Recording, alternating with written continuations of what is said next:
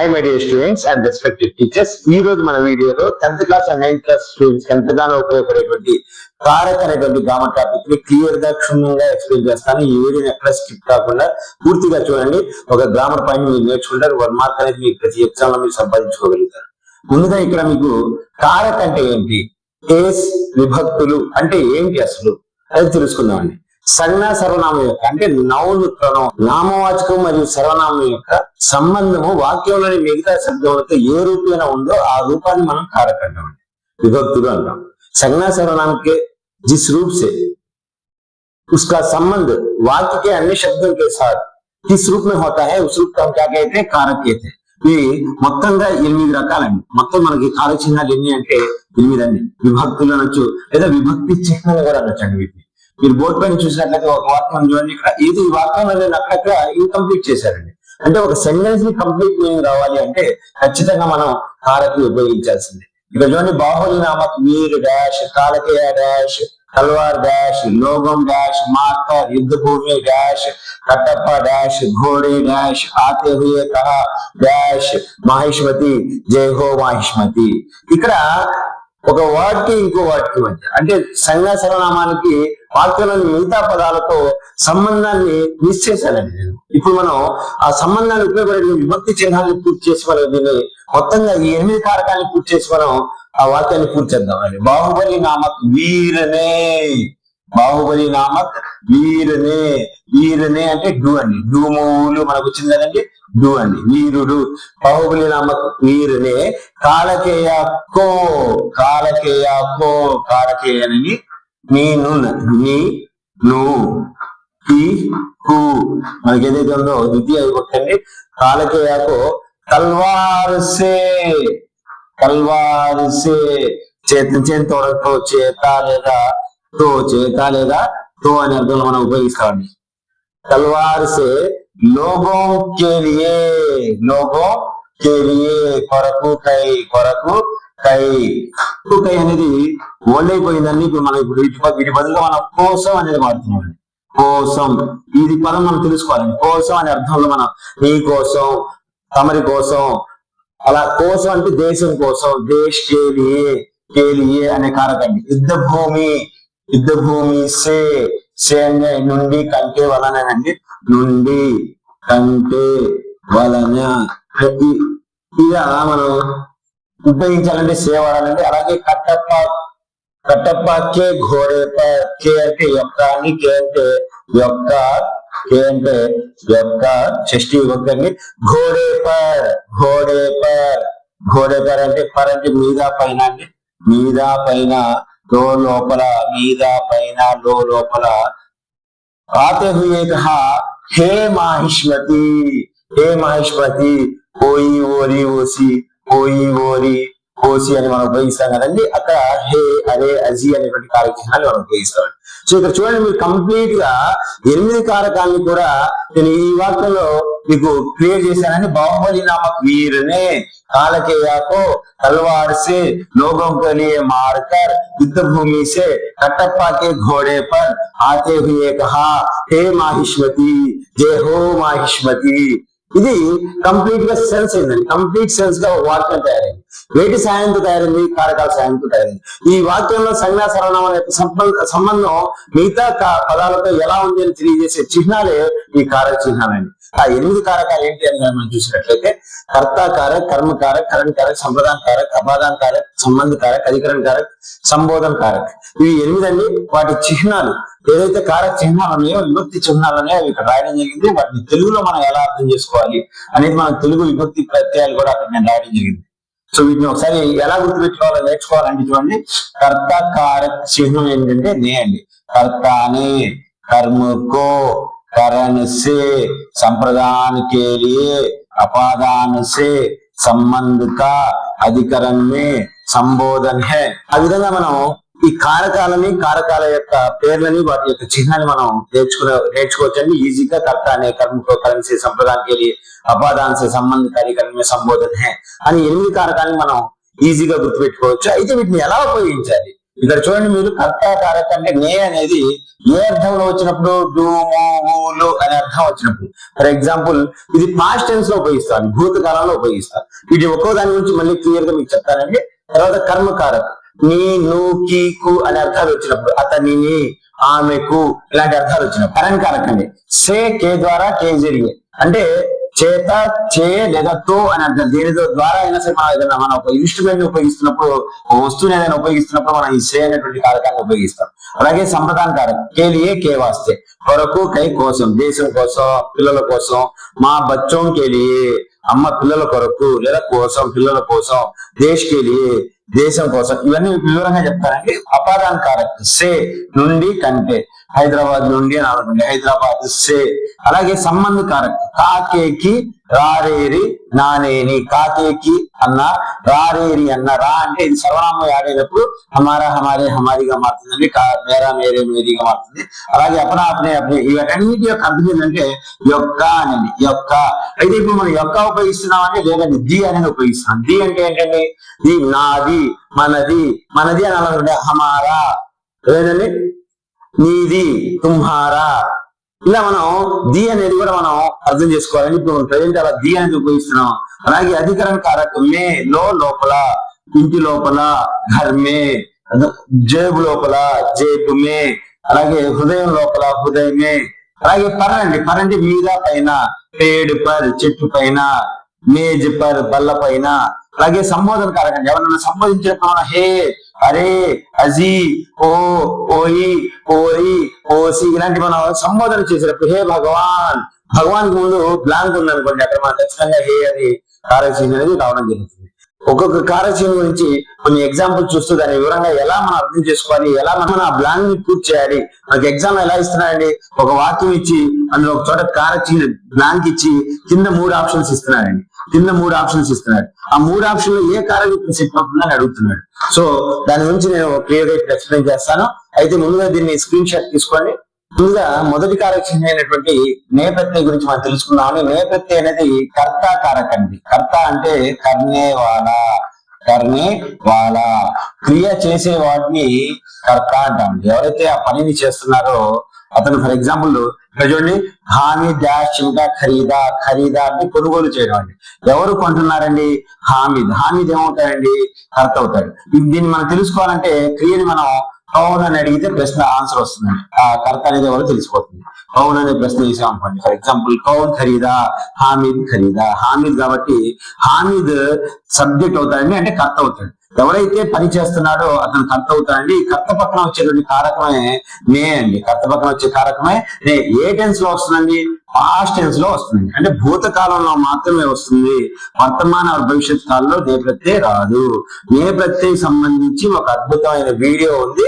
ఇది ఇప్పుడు నే ప్రత్యయ గురించి మొత్తం చెప్పుకుంటే మనకి ఈ వీడియోనే దాదాపు 15 నిమిషాలు అవుతుందండి. అందుకనే నే ప్రత్యయ గురించి ఒక వీడియో ఉంది, ఇక్కడ చూడండి, ఈ వీడియో చూడండి.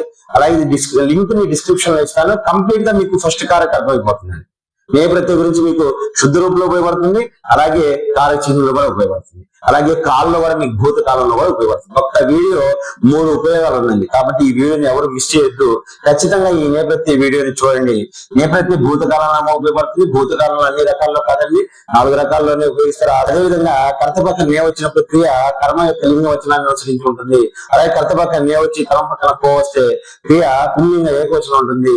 నాబోరు బుల్లక్ సచ్చుక్ అనేటువంటి క్రియలు వచ్చినప్పుడు నే ప్రత్యయ ఉపయోగించరాదు. ఇలాంటి విషయాలని అకర్మ క్రియలకి నే ప్రత్యయ ఉపయోగించరాదండి. అందుకని ఇలాంటి విషయాలన్నీ తెలియాలంటే ఆ వీడియోని ఖచ్చితంగా చూడండి. ఇక్కడ కొన్ని ఎగ్జాంపుల్స్ ఇచ్చాను చూడండి. పని చేసేవాడు అంటే, ఫర్ ఎగ్జాంపుల్ సబ్జెక్ట్ పక్కన బ్లాంక్ ఉందంటే అది పాస్ట్ టెన్స్ లో కనుక ఉంటే మీరు ఖచ్చితంగా ఇక్కడ ఉపయోగించే కారకం ఏంటంటే నే అండి. ఇక్కడ చూడండి, దినకర్ డాష్ కురుక్షేత్రకి రచనాకి, దినకర్ ने कुरुक्षेत्र की रचना की. रहीम डैश कविता लिखी, रहीम ने కవిత లిఖి. ఇక్కడ రహీం పుంలింగ పదం అండి, కానీ సబ్జెక్ట్ పక్కన నే వచ్చినప్పుడు ఈ వెర్బ్ అనేది ఆబ్జెక్ట్ ని బేస్ అయి ఉంటుందండి. అంటే నే ప్రత్యేక రూల్స్ తెలియాలండి. ఆ రూల్స్ సంబంధించిన వీడియో డిస్క్రిప్షన్ లో ఉంది, ఖచ్చితంగా చూడండి. మీకు ఫస్ట్ నే ప్రత్యయ అనేది క్లియర్ అవుతుంది. కర్మకారక యొక్క చిహ్న కో అండి. నీ ను కీ కు అని వచ్చినప్పుడు మనం ఉపయోగిస్తామండి. ఫర్ ఎగ్జాంపుల్ రామ్ రావణ్, రాముడు రావణుని. నీ అనాలండి, మాతా హే కొడుతున్నాడు, రామ్ నీ అని వచ్చింది కదండి, కో ఉపయోగిస్తాడు. రామ్ రావణ్ కో, రావణ్ కో మారతా హే. ఈ వెర్బ్ ఫామ్ మనం గనక కిసే లేదా కిన్హే, కిసే లేదా కిన్హే లేదా క్యా అని గనక ప్రశ్న చేస్తే వచ్చే ఆన్సరే ఆబ్జెక్ట్ అండి. ఆ ఆబ్జెక్ట్ పక్కన వచ్చే కారకమే కో అండి. ఎందుకంటే దీన్ని కర్మకారక అంటే క్రియ యొక్క ప్రభావం ఎవరి మీద అయితే పడుతుందో, క్రియ యొక్క ప్రభావం, పని యొక్క ప్రభావం ఎవరి మీద అయితే పడుతుందో అతన్ని మనం ఏమంటామంటే ఆబ్జెక్ట్ అంటామండి. ఆ ఆబ్జెక్ట్ పక్కన వచ్చే కారకమే కో అండి. దానికి అర్థం నేను, కీకు అండి. ఫర్ ఎగ్జాంపుల్ ఇతడు అనాలనుకోండి, యహ ప్లస్ మనం కో చేర్చామనుకోండి, యహ ప్లస్ కో ఏమవుతుందండి, యహ కో అని రాయకూడదండి, ఇసుకో అని రాయాలండి, ఇసుకో అని రాయాలి. అలాగే వాహ ప్లస్ కో అని అతడు అతడిని అనాలండి, అతడిని అనాలనుకుంటే వహ ప్లస్ కో అనాలండి, వహ కో అనకూడదండి, ఉసుకో అనాలండి. అతడిని అనండి, అతడిని, ఆమెను, అతడిని, నీ అని వచ్చింది కదండి, ఆ నీ అని వచ్చినప్పుడల్లా మనం కో అనేది ఉపయోగిస్తాం. నీ గాని, టూ గాని, నువ్వు గాని వచ్చినప్పుడు మనం కో ఉపయోగిస్తాం. అంటే ఇది కర్మకారకం. అంటే క్రియ యొక్క ప్రభావం ఎవరి మీద అయితే పడుతుందో అతన్ని మనం కర్మ అంటామండి. ఆ కర్మ యొక్క కారకమే, కర్మ పక్కన వచ్చేటువంటి కారకమే కర్మకారకండి. దాని చిహ్నమే కో అండి, దాని చిహ్నమే కో. ఈ సర్వనామాలన్నీ కూడా ఈ కారక చిహ్నాలు ఆడైనట్టు మార్పు గురవుతాయండి. దానికి సంబంధించిన వీడియో కూడా నేను లాస్ట్ వీడియో చేశానండి, చూడండి. ఈ వీడియో చూసినట్లయితే ఈ మార్పులు ఎలా వస్తాయని తెలుసుకోవచ్చు. ఈ వీడియోకి సంబంధించిన లింక్ కూడా డిస్క్రిప్షన్ లో ఇస్తానండి. థర్డ్ కారక అండ్ ఫిఫ్త్ కారక రెండింటి యొక్క సింబల్ సేనేనండి. సే అనేది మనకి ఏ అర్థంలో ఉపయోగిస్తాం. ఫర్ ఎగ్జాంపుల్ కరెంట్ కారక అంటే ఒక ఇన్స్ట్రుమెంటల్ అండి. అలాగే అపాదాన కారక అంటే అలఘోన అని అంటారండి, వేరుపడ్డాం. అలఘోన అంటే వేరుపడ్డాం అండి. ఈ రెండింటి యొక్క అర్థం కూడా మనం ఉపయోగించే చిహ్న సేనేనండి. అయితే రెండింటి అర్థాలు చూద్దామండి. చేత, తో. దీని అర్థం ఏంటంటే నుండి, లేదా కంపారిజేషన్ చేసేటప్పుడు కంటే రామ్ డాష్ లక్ష్మణ్ ఛోటా హే అన్నారండి. For example Ram dash Lakshman ఛోటా హే అన్నాడు. అంటే రామ్ సే లక్ష్మణ్ ఛోటా హే, కంటే రాముని కంటే లక్ష్మణుడు చిన్నవాడు, కంటే అని అర్థం అండి. అలాగే నుండి అని అర్థంలో చూడండి, గావ్ సే మేళాచల, గ్రామము నుండి, గ్రామము నుండి అని. ఫర్ ఎగ్జాంపుల్ హైదరాబాద్ నుండి, ముహ్ సే నోటి నుండి, అంటే ఫ్రమ్ ఒక ప్లేస్ నుండి గనక అలఘోన అంటే ఒక ప్లేస్ నుండి గనక రిలీజ్ అయితే, వేరు పడితే ఆ వేరు పడ్డాన్ని మనం ఉపయోగించే కారక చిహ్నమే సే అండి. ఇప్పుడు చూడండి, హాత్ సే, हाथ से, आंखों से, दादी तवे से, दादी अमीना तवे से అంటే నుండి, ఆ తవా పై నుండి రోటీ అవుతాయి. అలాగే చే అనే అర్థంలోనూ తో అనే అర్థంలో కూడా ఉపయోగిస్తాను. ఫర్ ఎగ్జాంపుల్ మై కలము సే లిఖతా హూ, నేను కలముతో రాస్తాను. मैं आंखों से देखता हूँ, నేను కళ్ళతో చూస్తాను. मैं मुंह से बोलता हूँ, నేను నోటితో చెబుతాను. ఇలా తో అనే అర్థంలో కూడా మనం ఈ సే అనేది ఉపయోగిస్తామండి. జాగ్రత్త గుర్తుపెట్టుకోండి మై డియర్ స్టూడెంట్స్. మీకు ఎక్కడైనా సరే ఈ అర్థాలు కనుక వస్తే, చే గాని, తో గాని, నుండి గాని, కంటే గాని అంటే మరి ఉపయోగించాల్సినటువంటి కారక చిహ్నం సే. సంప్రదాయం కారక చూద్దాం. అంటే సంప్రదాయం అంటే మన సంప్రదాయం అనుకోండి, మన ఇతరులకు సహాయం చేయడం ఏదైనా కానీ మన సంప్రదాయం అనుకోండి. ఇతరులకు ఇవ్వడం అనేది మన ఆచారం అనుకోండి. సో ఇతరుల కోసం మనం ఏదైనా పని చేస్తే కొరకు, కై అనేదాన్ని. అయితే ఇప్పుడు కొరకు, కై అనే పదాన్ని ఉపయోగించకుండా మనం ఈ కోసం అనే పదాన్ని ఉపయోగిస్తుంటాం. ఈ కోసం అనే అర్థం వచ్చిన చోటల్లా మీరు కేలియే అనేది వాడచ్చండి. ఫర్ ఎగ్జాంపుల్ హామీద్ దాది కొరకు చిమిటా ఖరీద్తా హై, హామీద్ దాది కొరకు అన్నాం కదండి, దాది కోసం చిమిటా కొంటున్నాడు. కొరకు అనేది వచ్చింది, కోసం అనేది వచ్చింది కాబట్టి మనం ఇక్కడ రాయాల్సిన కారక చిహ్నం కేలియే అండి. కేలియే, హామీద్ దాది కేలియే చిమిటా ఖరీద్తా హై. రెండవ వాక్యం చూడండి, మా హామీద్ డాష్ ఖిలోనే లాతీ హై, అమ్మ హామీద్ కొరకు లేదా కోసం ఖిలోనే లాతీ హై. అమ్మ హామీద్ కొరకు ఆట బొమ్మలు తెస్తుంది. సో కొరకు వచ్చింది లేదా కోసం వచ్చింది కాబట్టి హామీద్ కే లియే అని రాయాలి. లड़की के लिए फूल लाओ, लड़की के लिए फूल लाओ. ఇలా के लिए, देश के लिए, అలాగే हमारे लिए, आपके लिए. ఇలా సర్వనామాలు వచ్చినప్పుడు మార్పు గురవుతుంటది, జాగ్రత్తగా చూస్తూ ఉండాలండి. उनके लिए, उसके लिए, इनके लिए, इसके लिए, तेरे लिए, मेरे लिए. ఈ విధంగా మనం కేలి అనేది వాడచ్చు. నా కొరకు, నా కోసం, నీ కోసం, ఆమె కోసం, అతని కోసం, ఈ విధంగా కోసం అనేటువంటి అర్థం వచ్చినప్పుడు మనం కేలి అనేది వాడతామండి. ఈ కోసం అనేది కూడా గుర్తుపెట్టుకోండి. మీకు ఎక్కడైనా సరే ఆ వాక్యంలో ఆ బ్లాంక్ దగ్గర ఆ కొరకు లేదా కోసం సెట్ అవుతుందంటే మీరు రాయాల్సిన కారచిహ్న కేలి వేయండి. నెక్స్ట్ అధికరణ కారకం చూద్దామండి. అధికరణ అంటే డిపెండ్ అవడం అండి. ఒక దానిపైన మనం డిపెండ్ అయితే, అంటే ఒక దానిపైన మనం ఆధారపడితే మనం దాన్ని అధికరణ కారకం అంటామండి. ఇక్కడ ఫర్ ఎగ్జాంపుల్ మనం ఇక్కడ జేబ్ డాష్ కలం హే అనండి. జేబు పైన ఆధారపడి ఉందండి కలం, జేబు పైన ఆధారపడి ఉంది కాబట్టి జేబు మే కలం హే, జేబు మే లో, జేబులో కలం ఉంది, లో అనేది వచ్చింది కాబట్టి జేబులో. ఉస్కే ఘర్ డాష్ దానా తక్ నహీ, ఘర్ ఇంటిలో అనాలండి, ఘర్ మే దానా తక్ నహీ అండి. సిర్ డాష్ పురాని టోపీ హే, ఇక్కడ చూడండి సిర్ అంటే హామీద్ కే సిర్ డాష్ పురాని టోపీ హే. సిర్ అంటే హెడ్ అండి, హెడ్ పైన అన్నామండి, పర్రానండి మీద పైన వచ్చింది కాబట్టి ఇక్కడ పర్ర అనేది ఉపయోగిస్తామండి. సిర్ పర్ పురాని టోపీ హే. खेतों डैश कुछ अजीब रौनक है, खेतों में कुछ अजीब रौनक है. అలాగే वृक्ष डैश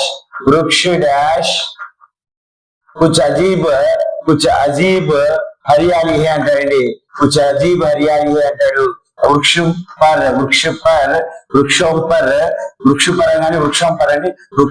कुछ अजीब हरियाली है. పర్ అని మీద పైన ఏదైనా, ఫర్ ఎగ్జాంపుల్ మేజ్ పర్ అంటే బల్ల పైన, సిర్ పర్ తల పైన, చెట్టు పైన పేడ్ పర్. ఇలా మనం పర్ అనేది మీద పైన ఉపయోగిస్తామండి. మే అనేది లోపల అనేది ఉపయోగిస్తాండి.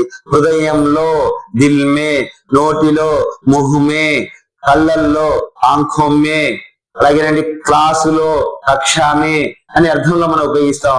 వీటికి సంబంధించిన ఎగ్జాంపుల్స్ అండి. సంబోధన కారకండి. సంబోధన అనేది అర్థం అవుతుందండి. మనం ఎవరన్నా పిలవాలి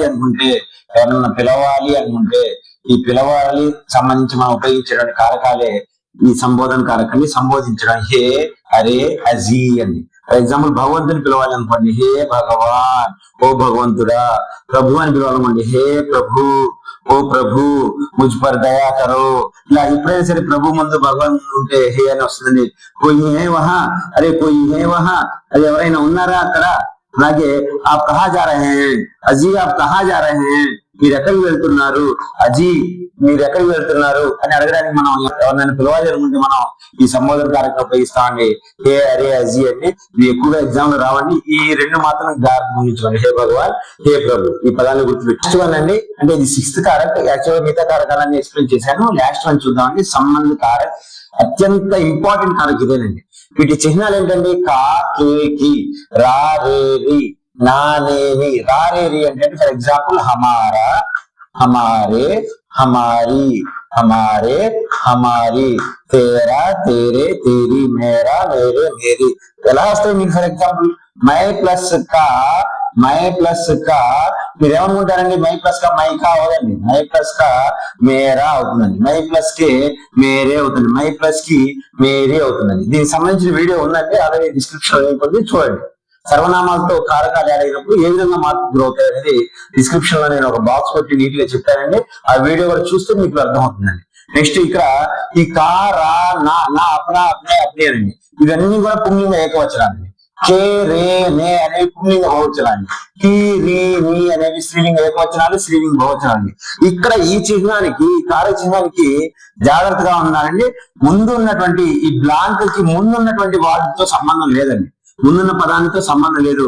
ఈ బ్లాంక్ తర్వాత వచ్చే పదం ఏదైతే ఉందో ఆ పదం యొక్క లింగ్ పైన అలాగే వచన్ పైన డిపెండ్ అయ్యి ఇక్కడ మనం పుంలింగం తీసుకోవాలా, పుంలింగ బహువచనం తీసుకోవాలా, స్త్రీలింగం తీసుకోవాలా అనేది డిపెండ్ అయి ఉంటుందండి. జాగ్రత్తగా నేను ఇంకోసారి చెప్తున్నాను. కా, కే, కి అనేవి లేదా రా, రే, ఇవి అనేవి, నా, నే, ని అనేవి ముందున్న పదం మీద డిపెండ్ అవ్వదండి. తర్వాత వచ్చే పదం యొక్క లింగ వచనాన్ని అనుసరించి మనం ఇక్కడ కా తీసుకోవాలా, లేదా కే తీసుకోవాలా, లేదా కీ తీసుకోవాలా. ఇక్కడ స్త్రీలింగం ఉందనుకోండి కీ తీసుకోవాలి, అదే పుంలింగ బహువచనం ఉందనుకోండి కే తీసుకోవాలి, అదే పుంలింగ ఏకవచనం ఉందనుకోండి కా తీసుకోవాలి. అలాగే హమారా అయినా, అపనా అయినా, అపనా అనేది పుల్లింగ ఏకవచనం అయితే ఇక్కడ అపనా తీసుకోవాలి. అదే పుల్లింగ బహువచనం అయితే అపనే తీసుకోవాలి. అదే స్త్రీలింగ ఏకవచనైనా స్త్రీలింగ బహువచనైనా అపనే తీసుకోవాలి. ఫర్ ఎగ్జాంపుల్ ఇక్కడ చూడండి, అమీనాతో సంబంధం లేదండి. అమీనా ఎవరు ఉండొచ్చు, హామీద ఉండొచ్చు, ఎవరైనా ఉండొచ్చు. కానీ ఇక్కడ దిల్ అనేది పుల్లింగ అండి, అమీనాకా వస్తుంది. దిల్ పుల్లింగ ఏకవచనం కాబట్టి అమీనాకా దిల్ చోట రహా హై. మహసిన్, ఈ పాస్ అనే దాని ముందు ఎప్పుడు కూడా కే ఉపయోగించాను. ఇక్కడ చూడండి కొన్ని పదాలు రాశాను నేను. పాస్, ఆగే, పీछे, ऊपर, नीचे, सामने, ఈ పదాల ముందు ఎప్పుడు కూడా కేనే ఉపయోగించాలండి. వేరే కారక చిహ్నం ఉపయోగించడానికి వీల్లేదండి. సో పాస్ ముందు ఎప్పుడు కూడా కే పాస్ అనాలండి. కే పీछे, కే ఆగే అనాలి తప్ప కీ పీछे అనకూడదు. అన్ని కూడా మనకు సంబంధ బోధకాలు కూడా వస్తాయండి. కే పాస్ అనేది, కే పీछे అనేది, అలాగే కీతో కూడా ఉన్నాయి. కీ తరహ, కీ తరహ, తరహ ముందు ఎప్పుడు కూడా మన కీనే ఉపయోగించాలి. కీ ఓ అలాంటివన్నీ కూడా మన సంబంధ బోధకాలండి. అయితే ఈ సంబంధ బోధకాలు ఎప్పుడు కూడా ముందు మనం పాస్ అనే దాని ముందు కే ఉపయోగించాలి. ఇక్కడ రాశాను చూడండి, వాటిని కూడా మనం స్క్రీన్ షాట్ తీసుకోండి. అలాగే ఆది ఈద్ కా దిన్ హే, ఈ రోజు ఈద్ కా దిన్ హే. దిన్ అనేది పుల్లింగం అండి కాబట్టి ఇక్కడ మనం కా అనేది ఉపయోగించాం. మెహనతి సఫలతా కి కుంజీ హే, మెహనతి సఫలతా కి కుంజీ హే. కుంజీ అనేది స్త్రీలింగం అండి కాబట్టి ఇక్కడ కీ అనేది ఉపయోగించడం జరిగింది. రామ్ డాష్ బెహన్ అన్నారు అనుకోండి, ఇక్కడ రామ్ బట్టి రాదండి, బెహన్ బట్టి వస్తుంది. బెహన్ అంటే కీ అనేది రావాలండి. ఇక్కడ బెహన్ స్త్రీలింగం కాబట్టి కీ అనేది ఉపయోగించాలి.